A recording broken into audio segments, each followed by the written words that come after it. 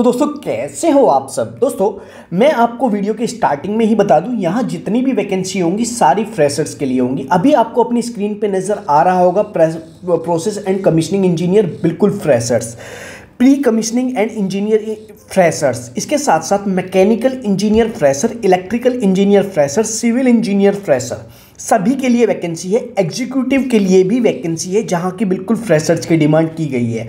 दोस्तों टेक्नीशियन जो आईटीआई वाले हैं उनके लिए भी फ्रेशर्स के लिए रिक्रूटमेंट है। इलेक्ट्रिकल एंड इलेक्ट्रॉनिक्स उनके लिए भी फ्रेशर, सुपरवाइजर के लिए भी फ्रेशर के लिए रिक्रूटमेंट है।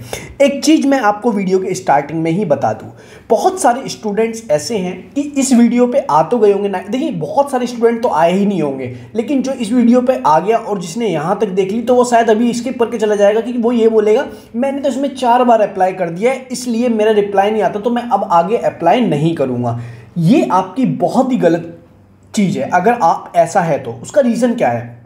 देखिए कोई भी वैकेंसी ना तो बनाने वाले आप हैं ना बनाने वाला मैं हूं। मेरा कहना का तात्पर्य सिर्फ इतना है, जब तक अप्लाई नहीं करेंगे तब तक रिप्लाई नहीं आएगा। तो रिक्वेस्ट टू एवरीवन, हर एक बंदे से रिक्वेस्ट है, भाई अप्लाई कर दिया कीजिए, मेरे को इसमें कोई बेनिफिट नहीं है। एक चीज़ और है, मेरे से कल एक मैसेज आया कि उस एक बंदे ने हमारे से पैसे ले लिए। मैंने कम से कम 10 वीडियो अपने चैनल पर फ्रॉड के पर्पज़ की बना रखी है। याद रखिए, जो आपसे पैसों की डिमांड करेगा, मनी की डिमांड करेगा, कभी भी वो आपको जॉब नहीं देगा।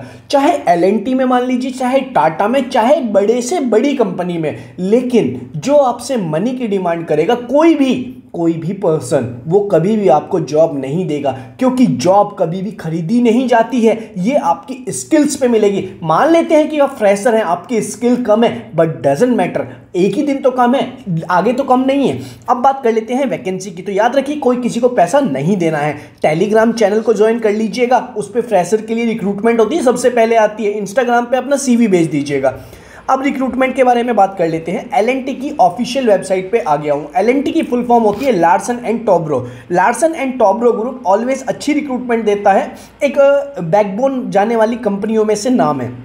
दोस्तों वैसे तो इनकी बहुत सारी वैकेंसी ऑनगोइंग है, लेकिन मैं बात करूंगा बिल्कुल फ्रेशर वालों के लिए। फ्रेशर वालों के लिए कैसी वैकेंसी?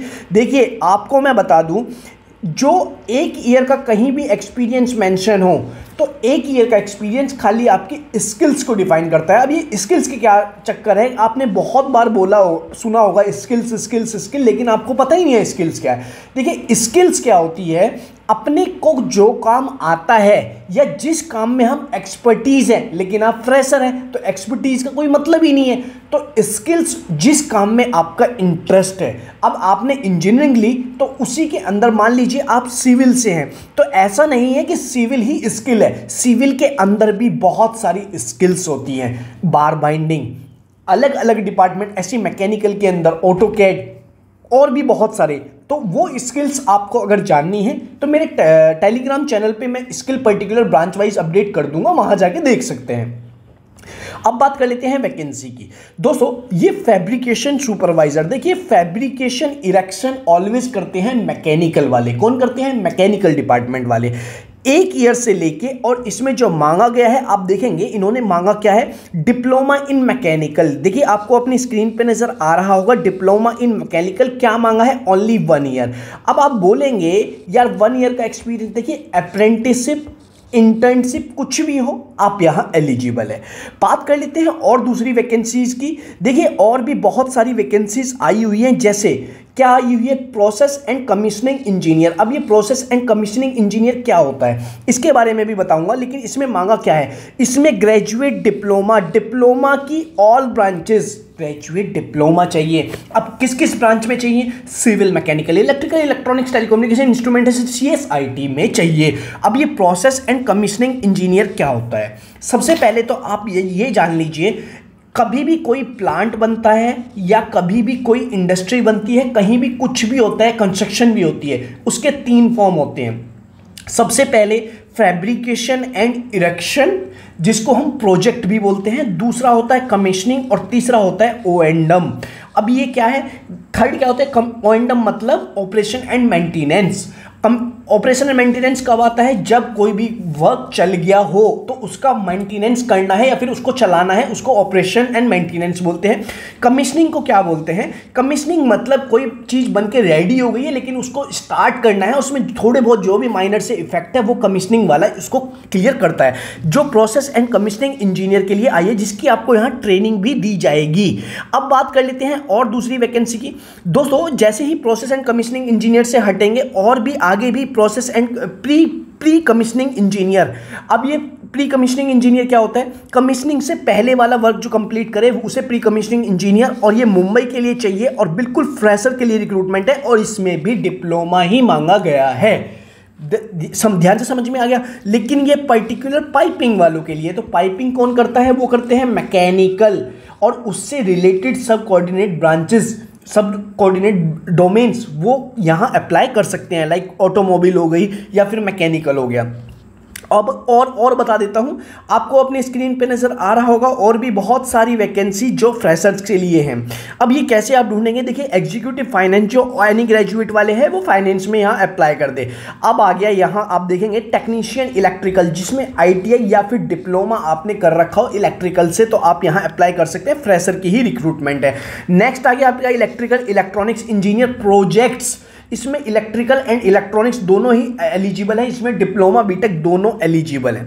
इसके साथ साथ और भी बहुत सारी वैकेंसी जो फ्रेशर्स के लिए आई हुई है। देखिए उन्होंने मिनिमम क्वालिफिकेशन यहाँ जो मांगी है वो मांगी है डिप्लोमा की। अब आप पूछेंगे क्या हम बीटेक वाले अप्लाई कर सकते हैं? जी हाँ, 110% यहाँ अप्लाई कर सकते हैं। आप देखेंगे मिनिमम क्वालिफिकेशन डिप्लोमा, लेकिन मैक्सिमम आपकी सैलरी उसी टाइप से हाइक हो जाती है। तो दोस्तों ये है अप्लाई करने का तरीका, जो साइड में आपको अप्लाई का लिंक दिया हुआ है। कोई भी वैकेंसी को आपको देखना हो, आप एक से मल्टीपल वैकेंसी को भी अप्लाई कर सकते हैं। जैसे ही आप अप्लाई करेंगे तो आपको यहाँ आपको ओके का बटन दबाना है। अप्लाई करने के बाद जैसे ही आप करेंगे तो आपसे दो ऑप्शन पूछे जाएंगे।